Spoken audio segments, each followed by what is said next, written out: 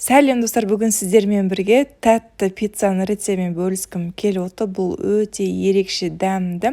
Ең бастысы үй жағдайында 2 ингредиенттен тұратын пиццаның рецебті міндетті түрде жасап көріңіздер. Отбасыларыңызға ұнайтынына сенімдімін. Керекті ингредиенттердің барлығын описание жазып кететін боламын. Бізге керекті заттар ол ішіне жаққанға нутелла, именно нутелла емес, басқа да пасталар болады, немесе вареная сгущенка да болады.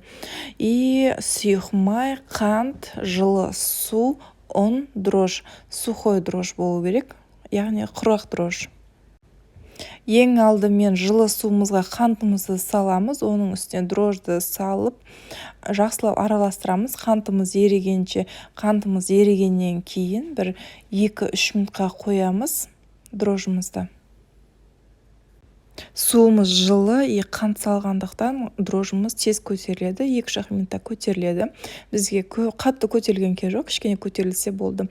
Енді ұнымызға сұйық майымызды құйып, дрожжы бар суымызды құйып, жұмсақ қамыр илейміз.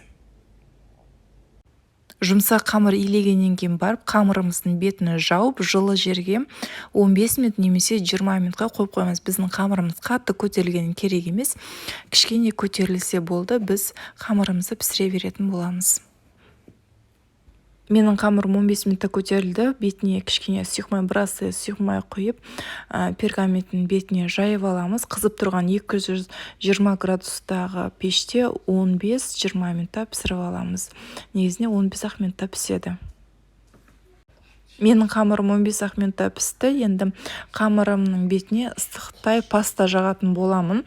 Бағана айта кеткенімде, любой паста жағуға болады, именно нутелла емес. Вареная сгущенканы жақсаңыздар болады.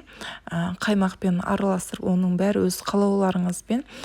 Бір пиццаға 3 қасық паста жақсаңыздар жетеді. Мен видеоға түсіретін болғандықтан, суретке түсіретін болғандықтан, мен бетіне көбірек жағатын боламын, әдемі көріну үшін. Бетінде әрі қалай, мысалға, любой жеміс-жидекпен бетін әрлеуге болады. Оның бәрі өз қалауларыңызбен.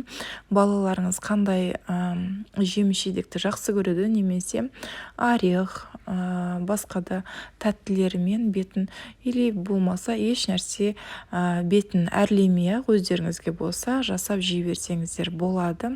Ең бастысы бұл өте дәмді болады. Балаларыңызға ұнайтынына сенімдімін, өздеріңізге де ұнайтын болады. Бір сүйсініп жейтіндей пиццалардың бірі. Міндетті түрде жасап көріңіздер. Егер де видеоны дәл осы жерінен көрсеңіздер, маған тіркелмеген болсаңыздар, тіркеліп кетіңіздер, лайк басып отырыңыздар, комментария жазып отырыңыздар. Менімен бірге болғандарыңыз үшін рахмет. Сіздермен бірге болған Алима Жарқынбекқызы.